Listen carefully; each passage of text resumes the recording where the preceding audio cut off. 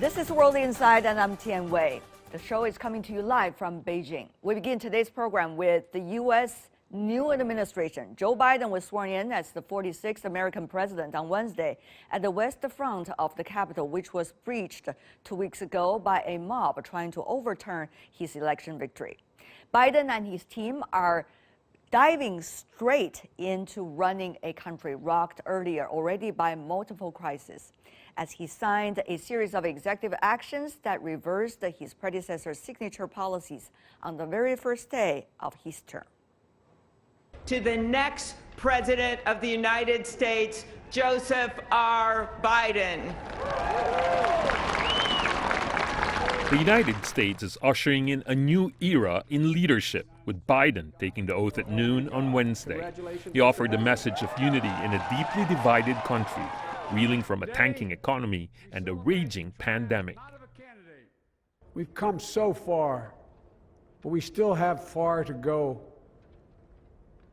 We'll press forward with speed and urgency, for we have much to do in this winter of peril and significant possibilities. Much to repair, much to restore, much to heal, much to build, and much to gain. Hours after the inauguration, President Biden signed 17 executive actions on the COVID pandemic, economic fallout, immigration, the environment, and climate change. One of the president's executive actions was a mask mandate on federal property. He also sought to return the U.S. back to the 2015 Paris Climate Accord and the World Health Organization. Biden put forth a sweeping immigration overhaul to end several hardline immigration policies put in place by Trump and formally revoke the permit needed to build the Keystone XL oil pipeline. Earlier this month, Biden also unveiled his economic rescue plan, which includes a $1.9 trillion COVID relief package, plus a slew of ambitious directives for a broader, long-term economic recovery. The new president's quick actions have drawn opposition at home, while other countries are closely observing his follow-up plans. China's foreign ministry expressed hope relations with the U.S. could have a better future through joint efforts.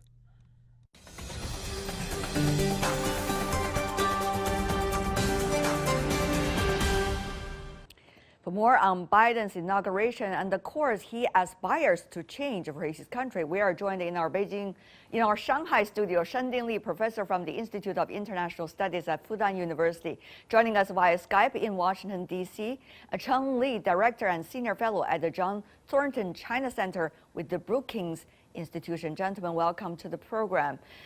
Mr. Li, changing the words of the executive order can be done overnight.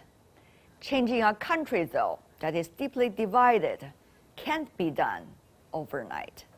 How much do you think, at the very beginning of his term, the new president in the United States will be able to rally the crowd? Well, this is a new day in America, and there should be a new chapter in U.S. China relations. And Biden, during the campaign and also after he won the election, he repeatedly said that Trump's China policy is a failure. And also during the campaign and also the first few weeks about the election, he said it was Russia, not China, that interfered in the U.S. election.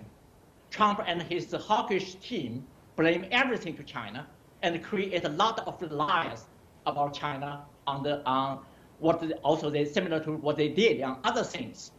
So Biden sees China and Russia very differently. He focused on competition and not confrontation. For him, China is not an enemy. So that's very clear regarding U.S.-China relations. But also for America, that he immediately changed in terms of some of the policies, like COVID-19, like climate change, and many other things, particularly racial tensions. So I think that he also has a strong diplomatic team that understand U.S.-China relations. I can mention Janet Yellen, Tony Blinken, Jack Sullivan, John Kerry, and William Burns. These are a really wonderful group of people. Now, And we should put in the perspective regarding China-U.S. relations. This is Yeah. your audience most interested. Before we The do that, let's have also Professor Shen to answer that question. Professor Shen, my question really is, one might be able to sign 17 executive order overnight, but to change a country overnight is much harder than putting in words at the inauguration speech. Mr. Shen. Yeah, I agree.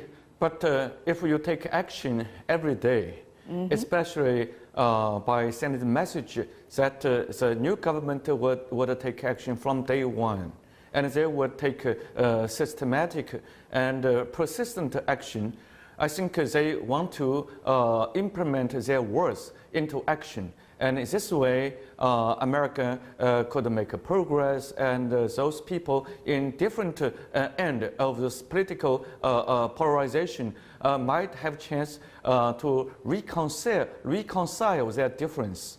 So I think Biden tried to put Americans together to stress his unity.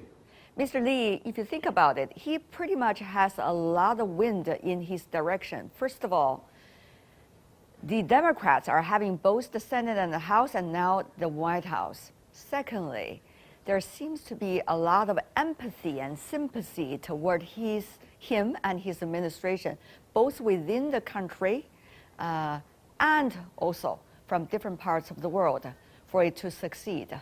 And thirdly, there seems to be also the crowd that he will be able to rally, at least at the very beginning, because of the performances of his predecessor. So all of this, how much do you think momentum will be able to get him to do what he really desired to do, which is to bring, in his words, unity? Well, crisis is always an opportunity. So we will yet to see whether he and his team are up to the challenge. But he already made it very clear, put the 4 important agenda. Start with COVID-19. If we believe that leadership is important, he certainly showed his leadership. And today's news in U.S. that the actually Trump administration did not leave any, storage about vaccines. This is really itself is a scandal. So I think Biden and his team very, very clear. This is top agenda. The second is the American economy, and the third is the racial discrimination against the minorities. It's very, very important. And finally, climate change. These are all right policies. Now that's his mandate. But at the same time, that the challenge is real. We should not remember that 74 million people voted for Donald Trump. Trump is left, but Trumpism is still there. Yes, you mentioned about the Congress, the representative and senator and the White House. That's true. He got all the majority. But this is not overwhelming majority. There's a lot of criticism and concern. So it's really a very difficult situation.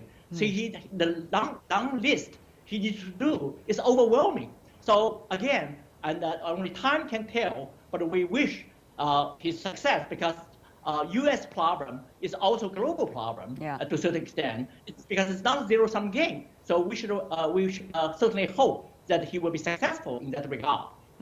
Certainly the world has experienced that, and I also understand very well it's not a zero-sum game. Professor Shen, on the other hand, if you look at the COVID situation, the U.S. is likely to have a darker winter before it goes to a brighter spring, let's just put it that way, without really mentioning the figures because it's quite sad and tragic. Having said that, though, how to assemble a more efficient process and system to work and really make sure vaccines are going to reach the public and the masks as well. These are just, sounds like easy job, but when it comes to real practice on the ground, it's not. It is a test of capabilities. Professor Shen, what's your observation? Well, situation at the moment has been quite green. But I feel, yes, that yesterday when I saw the inauguration from TV, I saw those participants of the event, they wore masks. That's good. For day one, the new president has placed his executive order that on the federal premises, all people should wear a mask.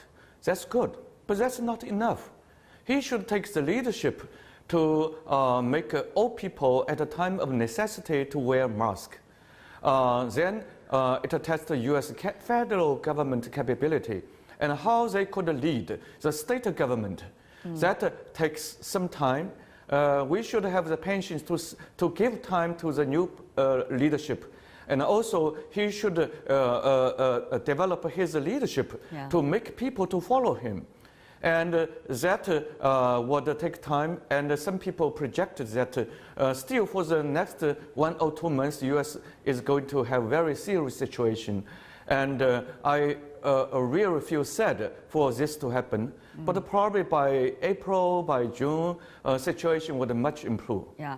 We are not epidemiologists. However, we also know, as President Biden himself put it, Dr. Li, that the U.S. Should prefer to lead with the power of example, not the power itself. Having said that, though, after rejoining the WHO and also the Paris Climate Accord, how much will U.S. be able to exercise its international responsibility rather than just tending its own garden? That will be another test for this new administration. Well, absolutely. That certainly that Biden's approach and Trump's approach about international cooperation is very, very different. And Biden, as he repeatedly said, that Trump alienated American allies and alienated international community, and certainly put the relationship with China also in a very dangerous situation. And certainly that gives him the opportunity for Biden administration to clean up the house. But it's difficult that what happened in January 6th is really undermine American image. And the United States, as Senator Lee just mentioned, is still a very divided country. So I think that you need to persuade the American people, the credibility, and and also return to some of the American kind of values, because it's really severely damaged by January 6th particularly, but also by the past 4 years. I think racial tensions, and it's really the things that it's very much like a cancer in American society. So it's a difficult challenge, and but at least that we have a new leadership, we have the new agenda, the right agenda. I think that so to regain the international kind of understanding and respect will take some time. And also, among these things, the U.S.-China relation is also very, very crucial. That's really what I want to follow up by asking the two of you who are really experts in the field. It is another huge test of this administration to be able to not only to handle its domestic issue better, but also to focus on some of the most important strategic relationships, such as that between China and the United States. We have heard certain words coming from hearings of administration officials. We have also been hearing about some kinds of, some kind of contacts between the two sides, at least at the various levels, to talk about the future. So now, Dr. Li and Professor Shen, what do you consider will be the best options and the entry points for the two countries to find somewhat a general way of dealing with one another, at least for the year 2021, when everyone is still fighting against this global pandemic, when the new administration in the U.S. still has to focus pretty much on its domestic division. Professor Shen. As my girlfriend, Mr. Li, has mentioned, that President Biden has positioned China as a competitor and not a strategic rival. That's good. And I do think with the U.S. returning to the international community for Paris Climate Change Accord and JCPOA and WHO. China and U.S. are going to have more cooperation instead of confrontation. For instance, to deal with the pandemic, China and U.S. need to better exchange information and better work together to support the WHO to extend its resource and vaccine to Africa and to those who need them. And China have some, and the U.S. have some. U.S. should not leave the WHO, should return and to give the resource to WHO. China, U.S. may support WHO for relevant kind of a scientific investigation. If the U.S. has some stories that we can learn, and if America could join the WHO team to go to China, we should reduce our suspicion, but rather we should help each other to build the science to beat the virus. And U.S. want China to buy more, and China-U.S. did cut first phase agreement on trade and economy last January 15th, and how China and U.S. need to work together to better implement this. Rather than to impose China on more rigid so-called strategic reform, which should come later or which should be discussed in a cooperative way, rather than beating China and viewing China as an enemy. I think there are a lot of areas where the two countries could cooperate. Yeah, we have been hearing this list a long time ago. Certainly now it's the time to work on it. But having said that, though, all of these didn't come without any reason. Misinformation, mismanagement, the misbehavior, and also some of the misunderstanding existing between the two countries over the past 4 years and beyond have paved the way for some of the wrong policies. Now, Dr. Li, the question is, how can we address the root cause? That probably is much more important. Start from day one. Well, before that, let me add what Sandini said. I think that China-U.S. relation for Biden administration is not on the top agenda, not the top priority. But having said that, 3 out of the 4 top agenda are related to China. COVID-19, there's no such a thing called a national cure, only a global cure. U.S. China have a lot of reason to collaborate, especially the vaccine production and the global distribution. And on the economic recovery, these are the 2 largest economies in the world. For climate change, China's participation is essential. So I just want to add that the American public support understand that, and the medical and business communities certainly support that. And most importantly, in my view, the state and local governments, they are actually bipartisan. The governors and the mayors support that. I hope that the Biden administration will see that opportunity to promote cooperation. Now, for your question, I think that the empathy is very, very important. You used the term early on. I think the Chinese should have better understanding about the United States. And no matter what, the different perspective, what it is true is that over the past 2 or 3 decades, the world experienced the largest transfer of wealth from United States to China. So you should understand how Americans feel that. When China's middle class is expanding, U.S. middle class is shrinking. I think that both sides should abandon zero-sum game thinking.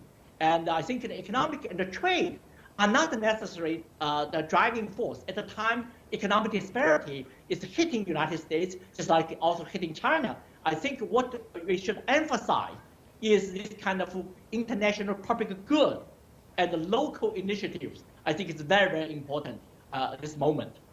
Empathy, how would you like that, Professor Shen? Well, President Xi Jinping used to say, for others to comment on China, they had better to sit in China's chair, China's bench, and wear China's shoe. This is what empathy meant. We should situate ourselves in others' position and think the others' way and share the others' pain. So now at this time when the U.S. is hugely stricken by this pandemic infliction, I think Chinese government and people have all the reason to know that America has been hurt, and let's extend our hand to America. But they should be in a position to accept rather than blame China to initiate all this kind of violence. So I think U.S. has a grand new chance rather than challenge, because they changed their government. And we would continue to extend our hand to them, and I think this opens a new window. All right. Instead of confrontation, China-U.S. could work on a long list of potential cooperative projects. Professor Shengding Li, Dr. Cheng Li, what a pleasure. Thank you so much. I'm sure as we go on and the world is changing once again, I would love to invite your insights in our program also. Thank you so much. Really appreciate it, and be safe. Thank you.